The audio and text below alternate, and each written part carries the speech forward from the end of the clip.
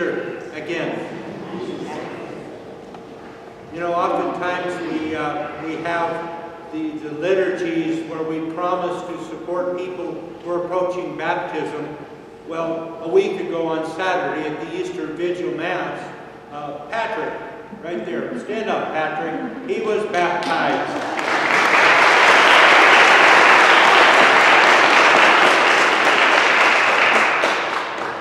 Right next to him, Amy was received into the church as well. Amy,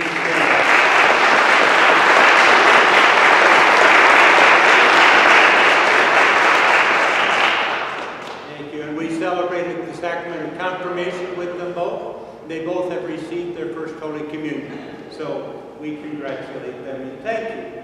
Because the whole of Lent and Easter, our journey is like your journey, right? One of becoming believers, of working, preparing to be worthy of the sacrament of baptism, but also now to figure out what Easter means and going on with the life of the church. So we are so pleased that you will be journeying with us from here forward. Oops. So did you have a happy Easter? What made it happy for you? Let's look back for a minute, this last week or 2 weeks, and what was your favorite memory? Perhaps it was you had visitors who come, or perhaps it was just gathering with family. Maybe it was the meal that you shared. Perhaps it was a church experience. One of the liturgies was a powerful thing for you. Oh, I know. Probably for all of you, it was the sermon, right? But the question is, did you encounter the risen Christ? Did he appear in your life? We have begun to tell the stories now of Jesus' appearance in the lives of his followers. The first story always is this that we had today, the locked room. The door was locked, and yet Jesus appears, and the first three things he says, peace be with you. Peace. Peace. It is his gift. Notice, Jesus did not just appear to people. His first was to show up in that room with those people. It was not an appearance, it was ministry. He came to serve them.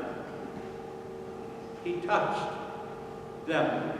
He healed them. He forgave them.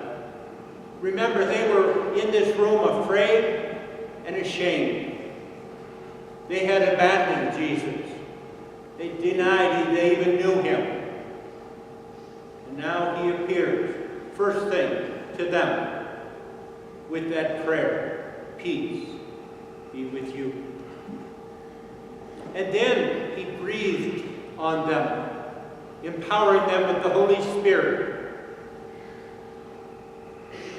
Did you receive a gift from the Lord at Easter time? Because what Jesus told his apostles, he says, now you have experienced these gifts I give to you. Now go out and share those gifts with others. Did you experience these gifts in your life? Perhaps an increase in faith. Or perhaps you experienced the presence of Christ. What is our goal, if you will, in the power of the liturgies? Perhaps you knew a little deeper his love for you, or his mercy. This is Divine Mercy Sunday, after all. His forgiveness in your life. His peace. Did he hold you like a shepherd holding his lamb?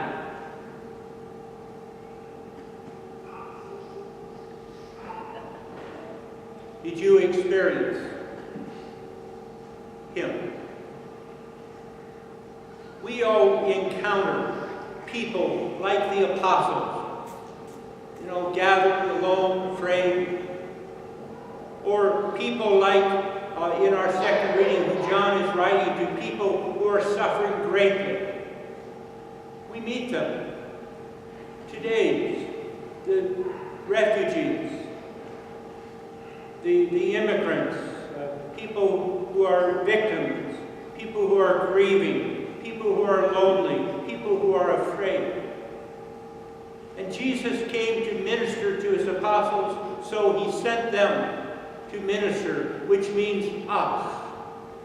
We are sent to minister to those people as well. The gifts we receive from him, we are to in turn give to others. His peace, not just no war or fighting or some kind of a warm feeling. The word that Jesus would have used is shalom, that Hebrew word which means so much more. It means in right relationship with God and right relationship with people, kind of this balance in our life. Or the gift of faith, like Thomas. He needed to be addressed specifically by Jesus, to touch him. But then he understood. Then he speaks the truth. He knew where to go with his life. He gives to us the most clear statement of faith in all of the Scriptures. My Lord and my God. People like Thomas, or Peter, or James, or John, or even Mary Magdalene, they needed Jesus to appear and to touch them so that they would believe, so that they would know healing and hope and peace.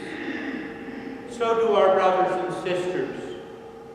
And we bring that experience, being touched by God, to them.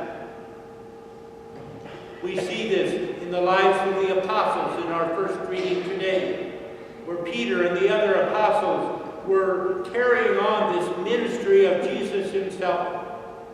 They were teaching and preaching. They were healing and uniting. They were praying with the people. They were loving them and gathering them into community. The story tells us that he appeared on the first day of the week.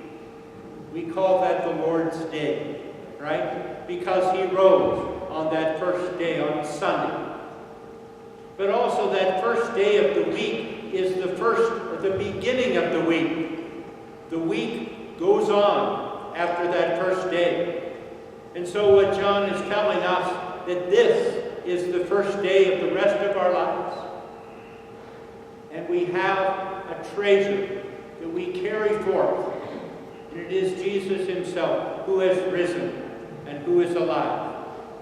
So let us go now, as the apostles did, empowered from his Spirit to carry on the work, the ministry of Jesus himself.